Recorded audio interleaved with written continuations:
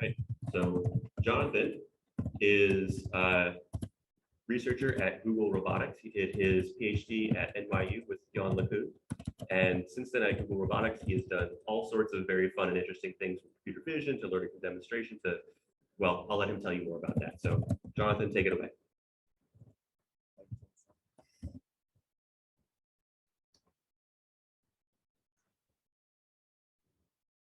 All right. Cool. Yeah, hi. Thanks everyone for getting up so early on a Monday. My brain is still on the West Coast, so you'll have to bear with my slowness this morning. Yeah, so I'm going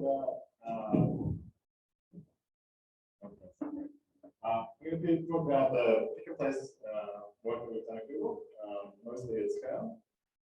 And yeah, Google's a big place. So to give you some context about like where in the huge org we are within Google Brain.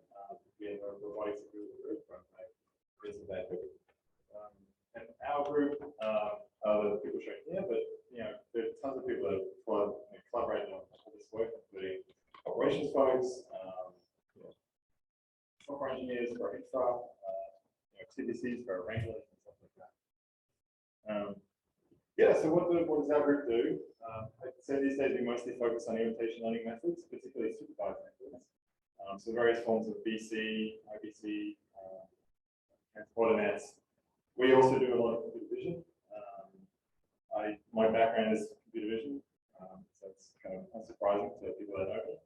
And then these days we also do a lot of natural language stuff. So conditioning policies on natural language input, doing dialogue, stuff like that. But for this talk, I'm not going to do any of the fancy stuff, which maybe is lowering expectations somewhat. Instead, talk about like the sort of less researchy problems that we focus on. So these are like the problems that we do at scale. And the way I figured I would structure the talk is sort of go over 3 very well-defined problems, just like kind of case studies, and tell you what was challenging about each one. And so use that as a way to open discussion about problems that came up and things that we actually never solved. So yeah, less of a focus on sort of published papers. There's one equation and it's linear. So nothing too technically deep. Again, like I think a lot of these are problems that we really haven't solved, or the only solution we can come up with is more robots, more data. It's not overly satisfying. And I'd say that, like, yeah, they're kind of, some of these are simple problems, quite simple.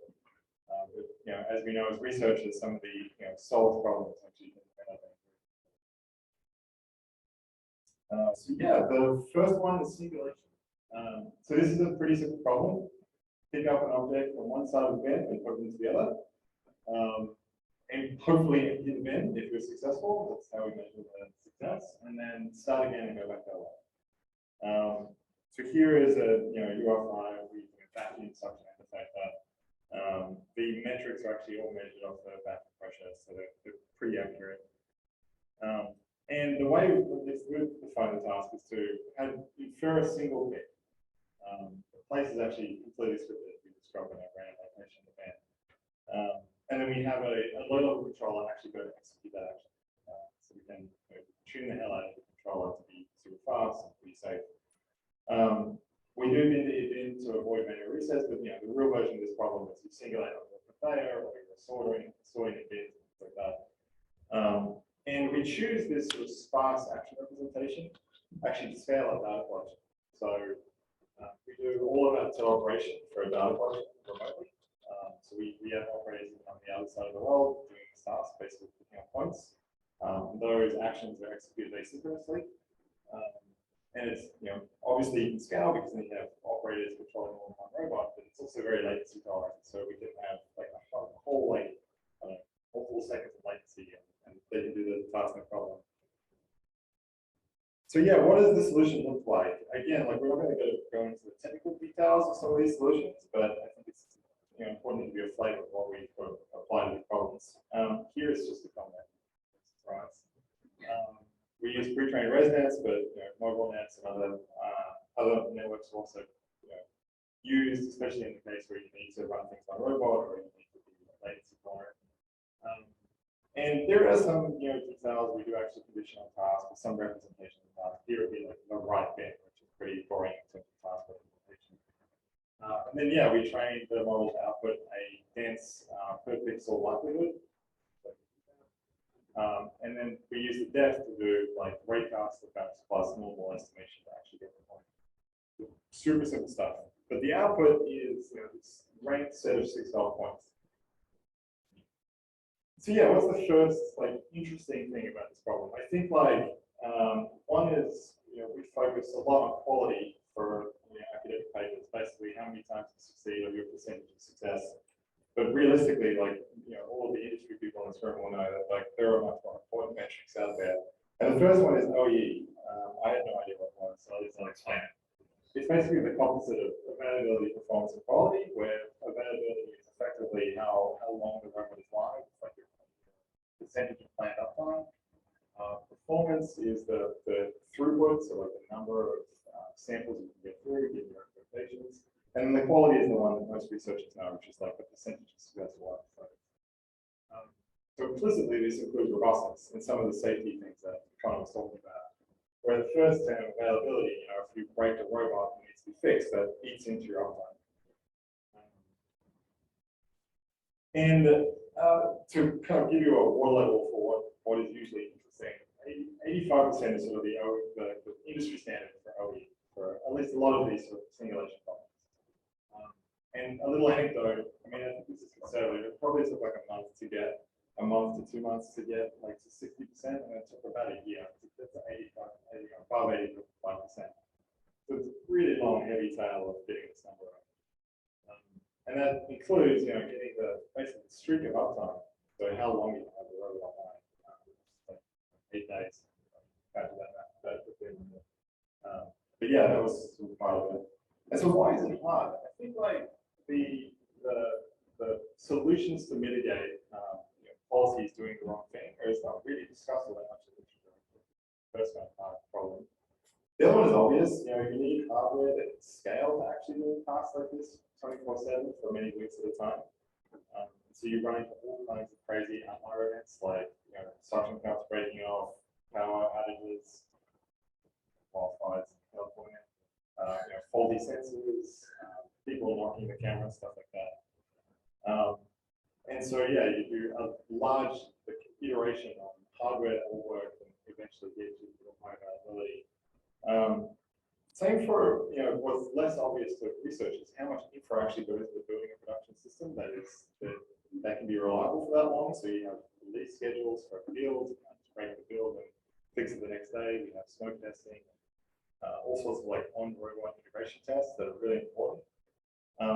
It's also operationally very expensive. If I'm optimizing robustness or failures, I need to have someone there present, hopefully 24/7, but for the most part, at least within extended working hours, to actually be there to fix things when they go wrong. And then, yeah, calibration is always a problem. You're tracking real-time metrics and coming up with a system to basically adjust calibration on the fly is really important. But more interesting, I think, to this audience is probably well, how do you optimize for a non-differential property within them? And as a motivating example, here's 2 policies. One is slightly higher success rate, but maybe slightly higher p-stop rate. And the other one, clearly trades off success for lower p-stops. And you can say, well, yeah, if you figure out the composite OE, you can sort of figure out which one might be better. But realistically, it depends which sort of p-stop you have. Did you have a p-stop that's left the interface broken, and that might take an hour for an operator fix, or is it just an arcade fault or something that needed actually addressing? It can be addressed in 5 minutes. So how do you optimize this? Very difficult, right? And the other problem is that these once you suddenly get up into high OEs, the actual faults happen once a week, maybe lower if you're lucky. And so you can't necessarily do A/B testing to get reasonable confidence bands and A/B tests. You have to do it for months at a time and track them all. And on the other side of the coin, quality, which certainly for a problem like this seems like it should be easy. It is easy until it's hard.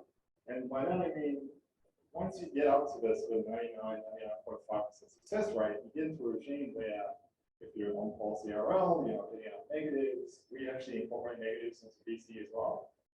You just don't get enough of them. So you don't get enough interesting cases for the network to learn tolerance to. And so yeah, you can play games like you can identify the failures and add heuristics to the loss, or maybe ask demonstrators to be less optimal. Or the solution that always works, which is to scale everything up as much as your budget allows. But realistically, we need better solutions. And certainly a regime we don't tend to see a lot of academic papers. The other one is kind of strange. So here is like a visualization of all of the errors for one operator over like a week. Sorry, not errors, they're like picks that didn't work. So they went to pick something, either they picked or they moved something. You see these dead spots. That's because the operators learned that the IK does strange things in these regions. And so even seeing that you have a problem is difficult. One operator may learn this, one operator may not, one operator may learn other stuff of behavior. It's really hard to optimize out. And then the last point I want to about simulation, it's a pretty simple problem, is that it really isn't object detection, which is how I treated it at the start. It's really a sort of point making problem. And surprisingly, like there are strategies to doing this task which you wouldn't necessarily think of. Like, obviously picking near the edge of the bin may result in like 1 in 1,000 p-stops or something because they're collide with it. So operators will try and avoid the edges in the hope that objects may naturally fall into the center. But other things like operators will pick around objects they know to be difficult, then maybe get at it later when they're at the end of the bin. And these sort of like long tail multi-sequence problems are actually really hard to learn with ML, at least with reasonable data complexity. So yeah, then on to kitting. So the kitting problem is also relatively simple from a task description, but actually quite challenging from an ML perspective. You have to take a homogeneous bin and basically fill up a blister pack kit with all of the labels facing correctly. So actually put a point.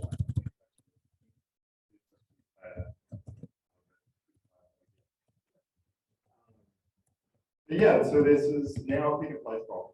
So instead of a single pick, we're now we're conditioning on the task with very simple kit and p-kit just so we can do resetting. So the solution is, I don't know if people know this paper, but it's transport nets. I'm not going to go into too many details. You can read the paper. And certainly we did need to do some modifications to this network to get it to work well in this task. That's some maybe more domain specific data augmentation, some extra task conditioning for this particular problem. But yeah, it effectively, again, it infers a dense heat map of picks, and for each of the sort of discrete set of picks, it infers a heat map of places. So the first thing is kind of obvious, but sort of get started there. How do you flip? This is relatively easy to do with continuous control. It's hard behavior to learn, so with high rate control, you imagine an operator might go in and sort of flick underneath the deodorant or the object that you're trying to kit. You can also ask the operator with sort of our action parameterization, do whatever you want, just get it flipped. And they will come up with kind of interesting solutions, like smashing objects together so that they flip over, maybe dropping objects on the side of a bin so that they naturally fall over. But yeah, by far the best solution was actually not anything researchy on ML, it's just a 3D print flipper.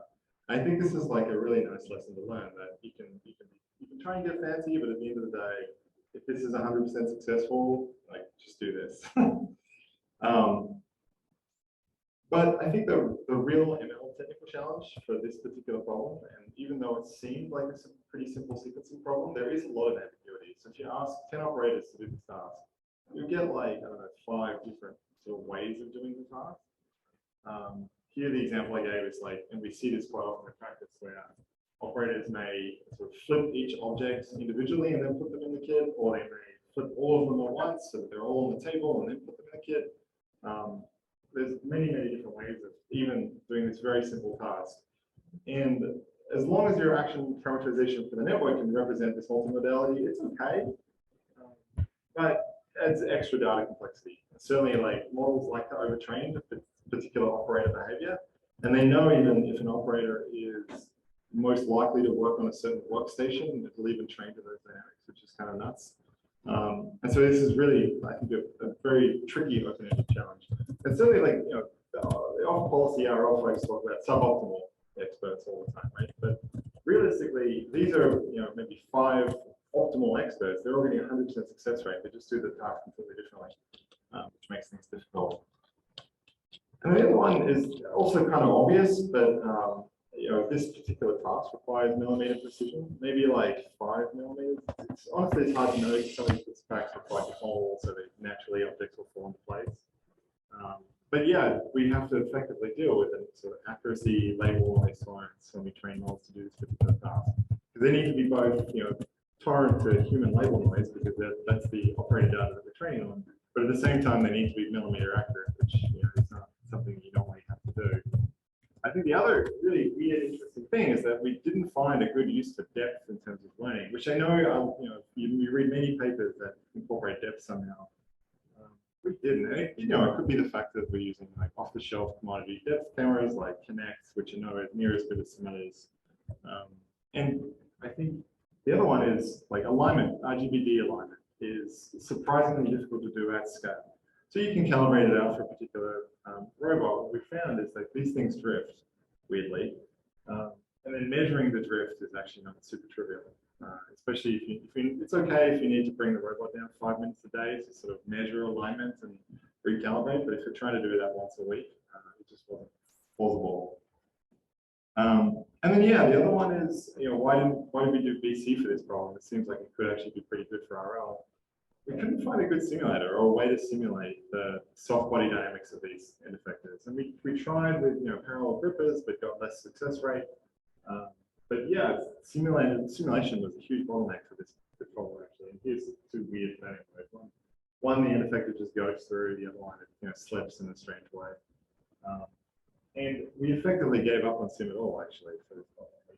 We really didn't find a good way to model the gripper dynamics.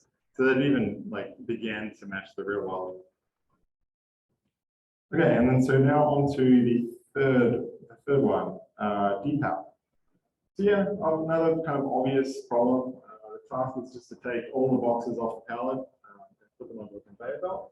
So it's another sort of pick and place problem. Here we deal with the task. We define the task using homogeneous pallets, so they can be any box shapes, sizes, orientations. Realistically, though, and I'll get into this in a second, the actual data you see on production tasks is really uniform, and that's actually a problem. But yeah, so another pick and place problem. So the first complexity is, well, then how do you pick up boxes with, you know, any kind of reliability? I think like the industry folks in here will know exactly what to do. Researchers may not. Yeah, you could probably define, you know, a parallel gripper to pick things up. We certainly have tried that, large sort of high dynamic range parallel grippers. But then some of the boxes have really strange offset center of masses, which makes parallel gripping really quite challenging. In the end, you know, one of these sort of suction gripper end effectors was by far the best solution. But it comes with a bunch of interesting ML complexity. So now all of a sudden the model has to sort of understand it's not just point picking, but now it's area picking. And so if it needs to avoid, say, picking up 2 boxes at once, it needs to know that if I'm going to pick here, there's some extent to the things I'm picking, which makes things actually quite challenging. And to that end, decal becomes another sort of one of these sequencing problems, where say if I have a cluster of pins, like on the left-hand side there, I may have to pick the one on the outside first so that I don't accidentally pick them both at the same time. Or if I have one box that just happens to be sort of blocking access to another, I obviously need to pick that first. And here is a good ML problem where it just clearly fails to get a pick on that huge stack. And that becomes a problem, right? Like, you know, now we're not dealing with objects in a bin or something where the cost of failure is low. Now we may break products. So getting into these sort of things becomes difficult. And for sure, you know, we come up with heuristics, and we put heuristics on top of this thing to sort of try to avoid failures like this, but you can only script so many of those. And then lastly, I sort of already mentioned this, is that the real world palettes, these are not the real world palettes we use, just to be clear. I wasn't actually allowed to show the real world palettes we use. but they do look very much like this. They're really, really uniform and beautifully packed, which is a huge problem for ML. Because now you have a box that comes in that's slightly off center, or maybe has a tear in the top. The model has no idea what to do. And so there's no real good solution to this. You can curate the palettes yourself, which is one of the solutions that we use. So that's have people on site building palettes for you in strange configurations. We did a lot of live mining for this problem, so we would try to arrange things so that we can mess up the model as we see it running. But yeah, there's no real awesome solution for this. And so that brings me to the sort of closing thoughts. Generally, I think, I don't know, maybe to get anything away from this talk is that some of these simple problems can actually be quite challenging once you're into a weird regime that maybe you haven't seen before. And certainly sort of the high asymptotic performance and sort of low failure rate regime is one of those. I think the other one is for ML training, especially for behavioral planning, is how to optimize out these critical failures. I mean, it could just be one of these, you run these things for long enough, eventually you do all the heavy tail outlier events, and you've optimized the filter on the vacuum line to the point where it never clogs. But realistically, it'd be nice to incorporate this into the model training so that the model knows or can feedback some of the failure modes. Maybe you can rank them so that failures are more important than others. And to along a similar lines, dealing with data pollution is in any sort of practical real world problem is very difficult. So we can have fleets of 10 robots. If one of them goes bad, all of a sudden you can have really bad labels and many of them for say an entire day until someone notices that it's not performing well. And I think this is interesting. It's not just that your demonstrations are suboptimal or they're not as good as you want. It's just that things happen, effectors break, vacuum lines get clogged. And so, it'd be nice to, in our learning algorithms, actually incorporate this back in. Certainly, dealing with outliers, understanding that this chunk of training data is not useful to me and will lead to problems if I train on it would be nice. But we don't have good solutions for that. At the moment, we do a lot of sort of ad hoc data filtering. And we might look at the success rate for a given day and ignore that day if we see it's bad. Because we know roughly when our intervention times are, we don't get there before 7 a.m. So if we find the success rate jumps up at 7 a.m., well, probably we were broken, that sort of thing. Specific to imitation learning, I think there's a couple of other interesting open questions. One is obvious. I mean, I think the well understood trade-off with BC methods is that there is no real great way to do on-policy fine-tuning. I'm not sure I agree with that, but that's sort of discussion for another day. But it would be nice if we had an algorithm that can have some of the benefits of sort of RL or sort of on-policy methods, but actually still be within the realm of imitation learning, because it's really nice for a problem like this, especially adapting to new product SKUs, maybe adapting to tasks that they're similar to Deepal, but not quite the same. It's nice to just collect a day of demonstration data and train a policy rather than deal with on-policy mess. And then, dealing with sort of multimodal demonstrations, they may all be optimal, but even understanding what the modes are is actually quite challenging. And certainly you can go in and visualize trajectories or visualize videos, but how you do that at scale is actually quite difficult. And then, I mean, back in the day, actually, before I was in ML, we did have notions of support instances, right, for SVMs.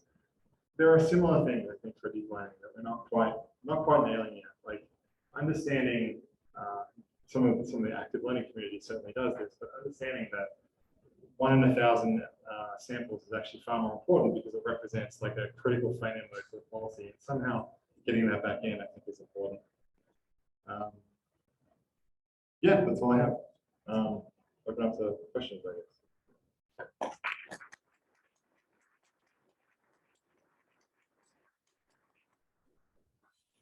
Okay, we have a few minutes left before we switch to the next talk.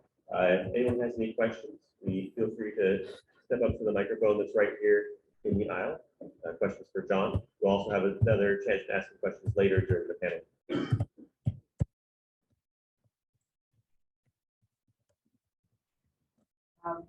Sorry, I missed the first few minutes of your talk. I want to understand what is the interest of Google with that? Are you speaking of big companies?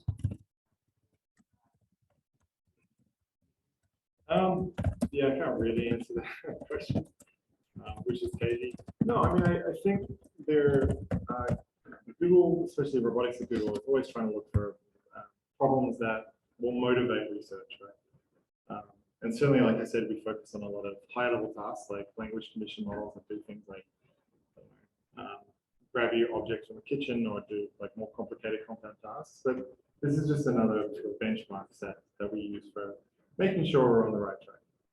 And beyond that, I can't really say too much else.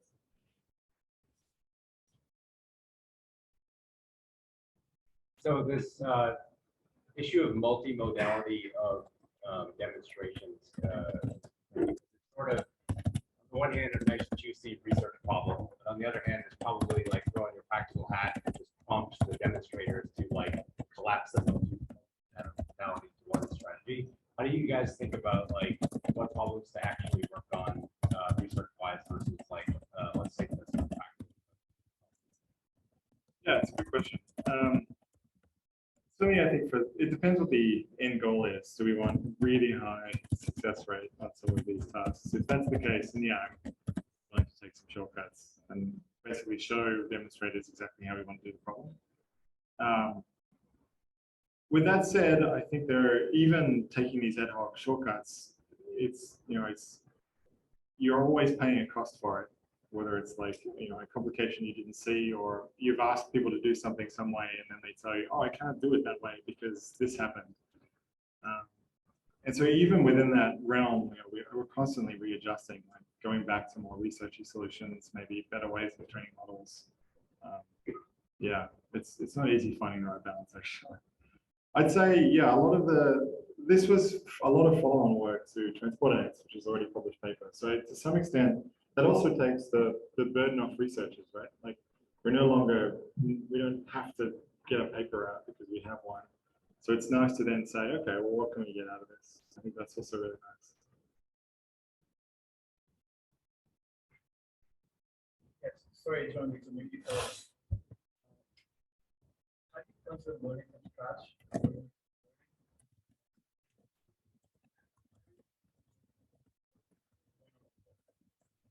Well, I mean, this is all off policy, right? DC, traditional policy. So why don't we focus on policy methods? Is that what your question is? Or?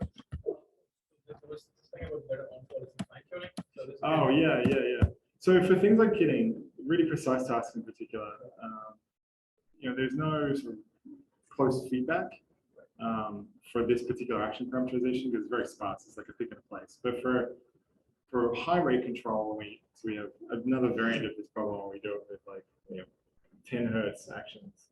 There, I think on policy becomes very important because you need to sort of sample from the errors of the policy and like learn that to last few centimeters or few millimeters of precision. But with BC, it's not obvious what the optimal algorithm is. So there are probably methods. Does that answer your question? Oh, okay. Cool.